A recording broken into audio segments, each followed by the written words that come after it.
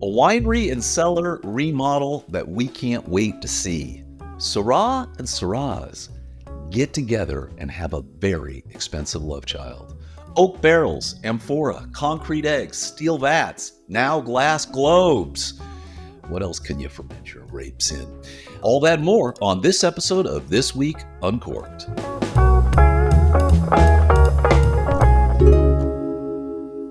Well, hello, and welcome to episode 40 of This Week Uncorked for Monday, March 21st, 2025. I'm Brett Martin from Corkage, your number one source for corkage information. We also have restaurant reviews, wine reviews, and winery reviews. You can check all that out over at corkandjourney.com. Now let's get right on into this week's wine news.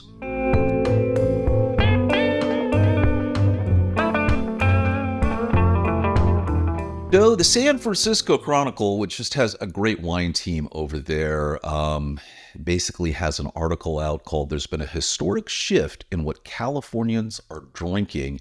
Really interesting article by Esther Mobley and Nami Sumida, and it charts how much of a clear drop-off there has been in wine consumption in California.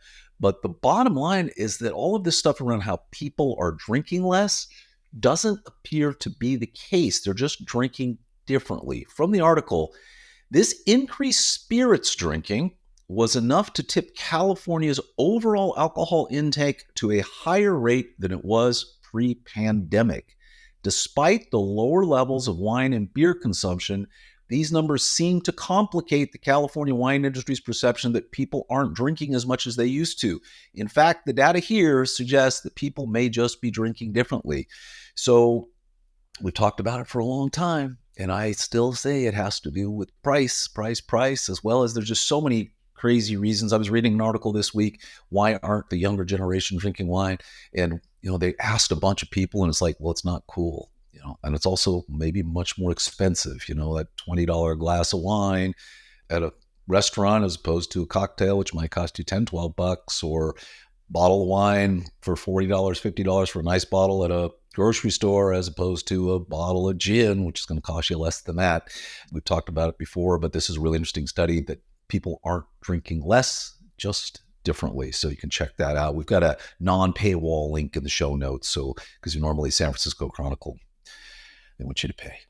All right. And moving on, from Decanter, Château de Beaucastel has completed a massive 12 million euro cellar project. We're actually going to be out in Châteauneuf-du-Pape this summer. And so I cannot wait to see this at all. They started this project in 2018, and they're going to have a grand opening in May. I think we're hitting there in August, so should be perfect. Anyway, it seems to be a bargain because of the benefits of this. Some key takeaways from this article. Sustainability focus. The renovation emphasizes eco-responsibility, aiming to reduce water and energy consumption by integrating natural elements, earth, air, sun, water into the overall design. It's got a natural cooling system. The design uses the Mistral, which is that wind that blows through the Rhone, by channeling it through underground rainwater reservoirs to naturally cool the winery to about 12 degrees Celsius, minimizing the need for artificial cooling. Rainwater is harvested from the rooftops, filtered and stored in reservoirs, supplying 95% of the estate's water needs for cleaning, cooling, and irrigation. That's crazy. And it's also got energy efficiency. It's got solar panels have been installed on the roof that are expected to generate nearly all of the estate's annual electricity requirements. So, it seems like a good use of 13 million euros, I gotta say. So anyway, or 12 million euros. Nice job. Looking forward to checking it out, and we'll love to see that kind of thing going on. All right, now, hey, a quick couple plugs here. First of all, I want to give a big shout out to Somm TV. Somm is your number one choice for all videos relating to wine tastings, wine movies, wine reality TV shows, food pairing suggestions, on and on and on, region-specific videos. It's fantastic. Head over to Somm TV, and if you use a link down below, you get 50% off your monthly membership So for $3.49 a month, you've got Somm TV on any device you want it on. So check that out. And then also, quick shout out to Rex Pickett over at rexpickettbooks.com. He is the author of Sideways. That was made into a movie 20 years ago. And if you use the code CORK10 at checkout, you get 10% off your entire order. He's got just not this book, but he's got 3 other books in the Sideways universe. He has a non-Sideways book and Sideways 20. I don't know if that's the working title or the actual title. I got to ask Rex, but is coming out soon. So the 5th book in the Sideways journey, which actually starts evidently at the Vintners Collective in Napa, which we've done a review of, and you can check that out. And Rex hangs out there all the time. He can walk to the darn place. He's always citing books there. So this is probably pretty autobiographical is what I'm hearing from him. So that should be a great book. So anyway, check out, head over to rexpickettbooks.com and pick yourself up Sideways if you haven't read it before or if you haven't read any of the others. And moving on with the news, from the Rob Report, Penfolds Grange, and La Chapelle have teamed up for a limited edition wine collaboration. The partnership between 2 top wineries from France and Australia has resulted in a one-of-a-kind, delicious Syrah blend. Why not? From the article, Penfolds chief winemaker Peter Gago and La Chapelle owner and winemaker Carolyn Frey are longtime friends. They came up with the idea to blend their products over what else? A glass of wine after a meeting at Vine Expo trade fair in Bordeaux many years ago. And though both prestigious businesses produce coveted vintages, the resulting bottling is somehow far greater than the sum of its parts. But you're not going to find this anywhere on store shelves. It's a tightly limited bottling being sold directly to customers at $2,500 a bottle. For those who missed out on the 2021 vintage, there's going to be a 2022 and a 2023 vintage that are already bottled and resting in Penfolds cellars under Gago's watchful eye. But you can buy a bottle of 2021 Penfolds Grange Syrah for $500. And you can buy a 2021 Domaine de la Chapelle Hermitage Rouge Syrah for $370 a bottle. So if you took those 2 2021 vintages and you just kind of did a little 50-50 mix with them, well, heck, you get 2 bottles for $435 a bottle. So give that a shot if you've got the budget for it. But anyway, pretty cool thing. It's one of those bottles I think people buy, put in the cellar, and just show off. But I really want to drink it because that's some good Syrahs, if you know what I mean. And also from the Rob Report, they say winemakers are trading their wood vats for glass globes. That's a bit of a misleading headline. No one's trading in anything, but they are adding this vessel into the mix now for fermentation and aging. From the article, oak barrels from France were only introduced into Napa Valley around 50 years ago, and in the years since, we've heard lots about alternative vessels like amphora and concrete eggs. The latest tool used by winemakers to show off the pure terroir of their grapes is the wine globe, a 100% glass orb to vinify and age wine. Introduced in 2015 by the Patzold family in Bordeaux, wine globes are used by around 500 wineries around the world, including about 20 in the United States. Kind of going through the article is pretty interesting. I mean, most people are like experimenting. So they're doing a batch in some oak, and they're doing a batch in the globe, and they're blending some of them, or they're just going with a pure globe varietal. Evidently, you're definitely getting something. There's nothing is being imparted to this other than the grape. So interesting idea. So I don't know. I'll have to hunt down one of these wineries and taste it and see what it's like. I don't know how different it would be from fermenting like in steel tanks. I would think that would also impart nothing. But there you go. All right. And moving on, let's talk about our wine and winery of the week.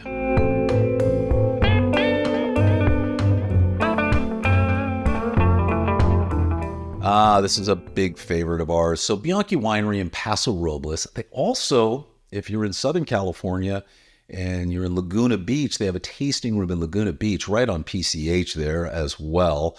A lot of the family members from Bianchi actually live down in Laguna Beach, and they go back and forth to Paso.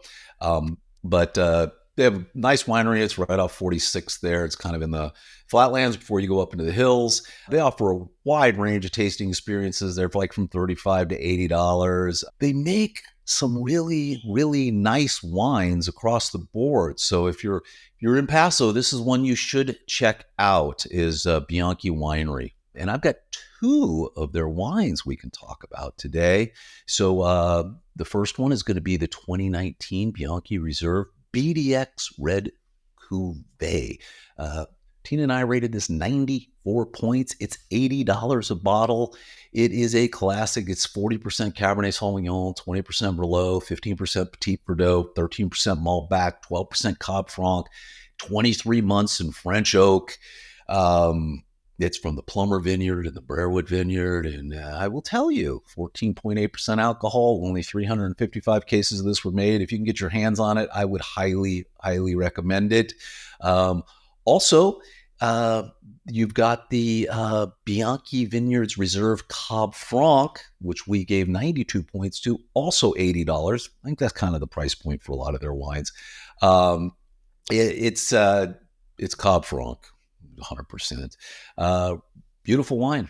Beautiful. So, I mean, all these are super nice. They don't die. We haven't had any real bad tasting experiences with any of their stuff. It's all good to very good to, pushing some that's bordering on outstanding. So if you are in Paso, I would check out Bianchi. And they also make a port from Syrah. Well, not a port, but a you can't call them ports, but a fortified wine. Anyway, and this is actually, no, this is just late harvest Syrah. We're at 18% alcohol by volume on this one. So anyway, really, really nice. You should check that out as well. All right. And with that, let's move on to our restaurant and Corkage of the week.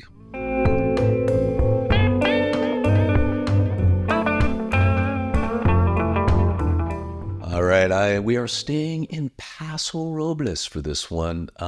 This is a must-do when you're in Paso.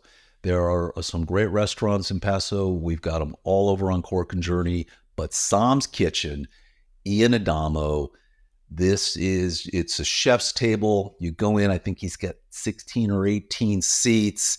It's him, and he does the wine pairings, and he sets everything up.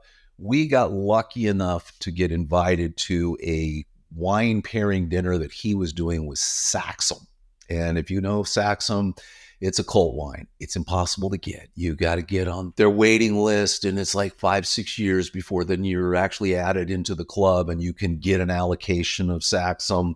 It's just impossible to get. I actually have 3 bottles. We were randomly in a wine store here in Las Vegas this last week, and back in their little private cellar area, they had 3 different Saxums, and they were priced at about the same price as they were when they left the cellar over at Saxum. And so I ended up grabbing all 3. Have not opened them yet. I can tell you at that dinner they were delicious, and Ian's food was delicious. He put so much effort into everything he did. I think we had a filet mignon that he had sous vide for something like 48 hours or 24 hours. I mean, every little course is just really thoughtfully done. Everything he put so much effort into his pairings and his food. If you can get in, and that's the hard part, if you're planning a trip to Paso, you need to go to Somm's Kitchen. You need to try to get in there, get a reservation.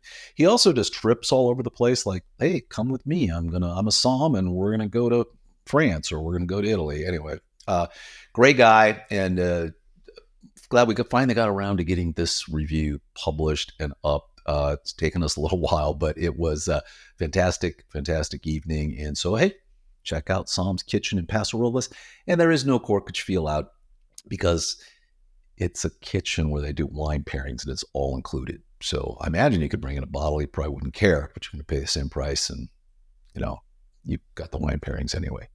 All right. Well, that is going to wrap up our show for this week. Hey, as always, we would love it if you would subscribe to us over on our YouTube channel, follow us on social media, And don't forget, we've got a brand new interview dropping on Gandona Winery. And so you really got to check that one out. That's with Anton Mondeplas.